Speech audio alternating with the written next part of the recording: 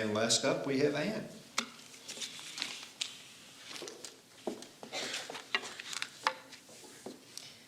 Good evening. I'm Ann Gardner, Alleghany County Commonwealth's attorney.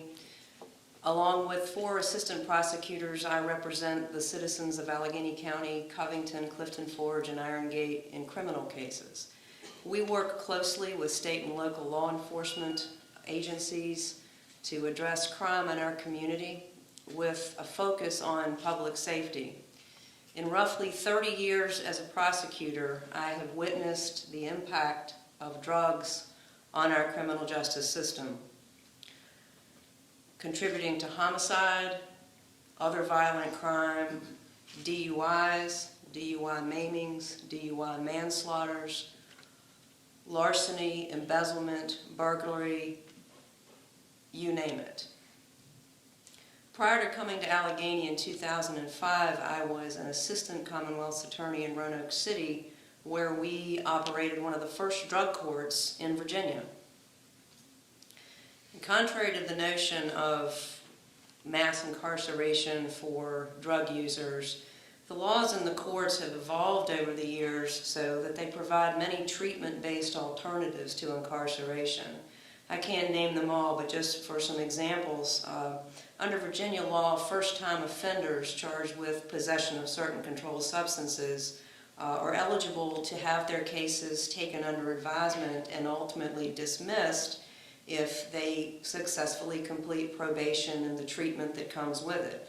And one of the caveats to that statute is that the offenders are required to make a reasonable effort to find employment. So it's a positive alternative. Virginia's safe reporting of overdoses law protects those who report an overdose so that they themselves are not subject to arrest and prosecution for some sort of a drug-related offense or an alcohol-related offense.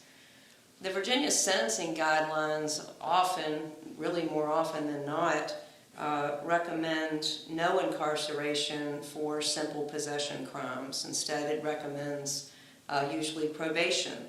So the offender will be put on probation usually for approximately 2 years, and through the probation office they receive services, they receive treatment, they receive drug assessments, and many other things. And once they complete that, then their criminal charge is dismissed. So that is an incentive for them to get the treatment that they need. The Virginia Department of Corrections offers probationers an intensive residential treatment program through its CCAP. We call it CCAP. It's the Community Corrections Alternative Program.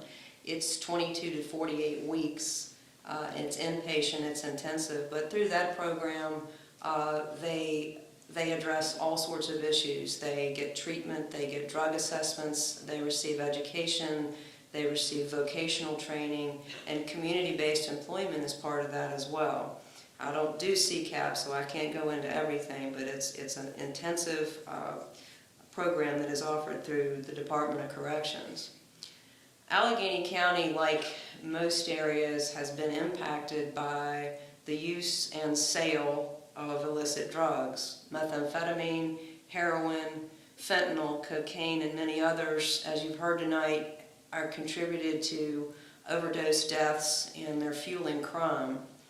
Recently, we've had a number of defendants who have died from drug overdoses while they were out on bond waiting for their cases to come to court. I have to go and do an order to have the case dismissed because they're no longer with us. So we see it all the time. DUI drug offenses are very common, and they often result in accidents, injuries, and sometimes death. Law enforcement officers are risking their lives when dealers flee and resort to violence to avoid apprehension. Often what should have been a routine traffic stop has turned deadly. One afternoon, less than a year ago, our community suffered a tragic loss when 3 people were killed, one Covington police officer in the line of duty, during a shooting that was drug-fueled. at a local business.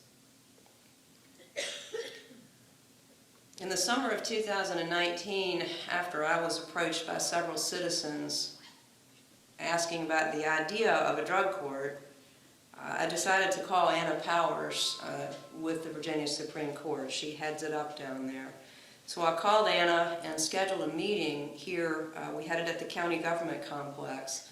We invited judges, prosecutors, government officials, sheriffs, police chiefs from not just Alleghany, but from surrounding counties, multiple counties. We had the room pretty much full. And Anna Powers came to Alleghany from the Supreme Court to tell us how to do this, to tell us how to create a drug court. And with the support of our circuit court judge, the sheriff, the police chiefs, the government officials, all the people I just named, the Alleghany Covington Drug Court began. Our drug court was approved by the Virginia Supreme Court and began operation in the fall of 2020, right in the middle of the COVID pandemic, which didn't make anything any easier.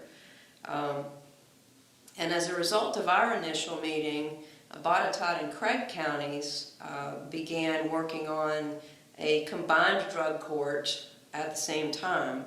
We currently have 21 participants in our program. The Botetourt-Craig drug court program has been operating for around a year, maybe a little over a year. They have 7 participants at this point. Drug court is considered a special court under Virginia law, and it's overseen by the Virginia Supreme Court. Participants must have or need to have criminal charges or a charge pending. They need to be screened to go into drug court and found to be eligible. And anyone convicted of a violent felony within the preceding 10 years is not eligible by code.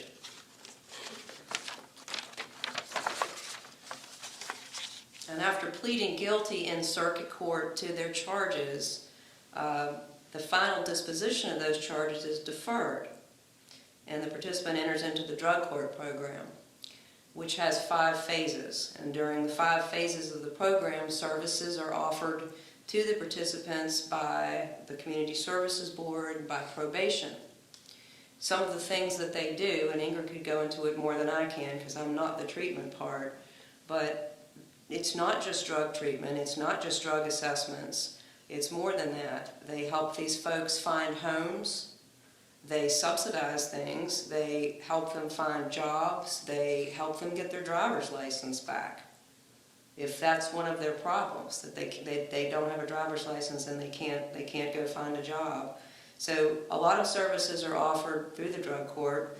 Every Tuesday our team meets at the courthouse and we review the progress for each participant.